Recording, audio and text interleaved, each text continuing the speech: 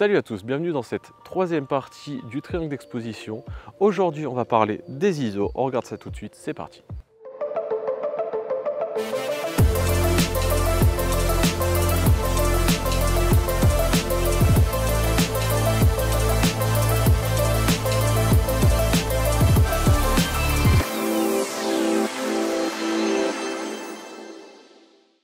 Alors la valeur ISO, qu'est-ce que c'est?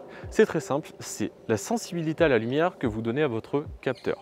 Plus vous montez votre valeur ISO, plus vous allez avoir de lumière qui va rentrer dans votre capteur. Et à l'inverse, plus votre chiffre ISO est bas, moins vous aurez de lumière. Alors on pourrait être tenté de se dire, on va le mettre à 24 000 ISO. Ouais, vous aurez beaucoup de lumière, ça sera très lumineux. Mais par contre, il va y avoir un problème de taille à gérer quand on va monter dans les ISO, c'est ce qu'on appelle le bruit numérique. Le bruit numérique, c'est tous ces petits points qui font un peu boule de neige, ou flocons de neige plutôt, que vous allez voir apparaître sur votre image. En général, dès qu'on passe au-dessus de 1000 ISO, 800 ISO pour certains petits boîtiers et 1600, 3200 ISO pour les boîtiers les plus performants en photo, vous allez commencer à avoir l'apparition de bruit numérique qui va grandement dégrader vos images. De manière générale, on dit qu'il faut rester le plus bas possible, c'est le dernier élément qu'on va bouger. Vous le gardez le plus bas une fois que vous avez réglé vos deux autres parties du triangle d'exposition, donc le shutter et le diaphragme. Là, si jamais vous êtes encore un peu bas en lumière, vous montez vos ISO. Donc on récapitule très rapidement, plus les ISO sont élevés, plus vous avez de lumière, mais à l'inverse, plus votre image sera dégradée.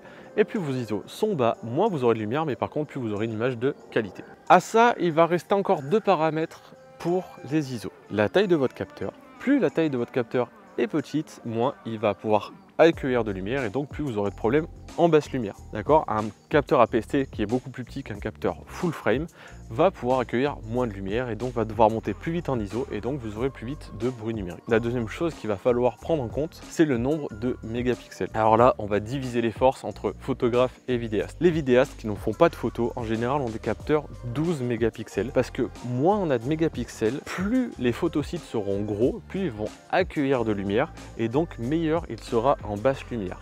Mais à l'inverse, ils auront moins de mégapixels, donc moins de piqué et moins de qualité d'image. Les images seront moins détaillées. À l'inverse, pour les photographes, ça va pas être tout à fait la même chose. On va pouvoir se permettre en photo, vu qu'on peut allonger un petit peu nos temps de pose pour avoir plus de lumière, d'avoir plus de mégapixels. Donc plus de piqué, plus de détails dans l'image, mais par contre, des photosites plus petits qui vont accueillir moins de lumière, donc des moins bonnes performances en situation de basse lumière. Voilà à peu près tout ce qu'il faut savoir sur les ISO. On le fait de manière très simple et succincte, mais c'est important de le savoir. On récapitule rapidement. Il faut bien faire attention au nombre de mégapixels sur son boîtier. Plus de mégapixels, une meilleure résolution, donc plus de piqué. Par contre, une moins bonne gestion des basses lumières. Et à l'inverse, moins de mégapixels, moins de piqué, moins de détails. Mais par contre, une bien meilleure gestion des basses lumières. Une taille de capteur plus grande va permettre d'accueillir plus de lumière. Et à l'inverse, un capteur plus petit, type APS-C ou moins, va permettre d'accueillir moins de lumière et donc on va devoir monter plus vite dans les ISO et donc avoir plus rapidement du bruit numérique. Voilà, j'espère que cette vidéo vous a plu, que ça vous a aidé. N'hésitez pas à le dire en commentaire s'il y a des choses que vous n'avez pas bien compris parce que je ne l'ai pas forcément très bien expliqué ou autre. N'hésitez pas à nous le dire en commentaire, à laisser votre avis et moi je vous dis à la prochaine. Ciao!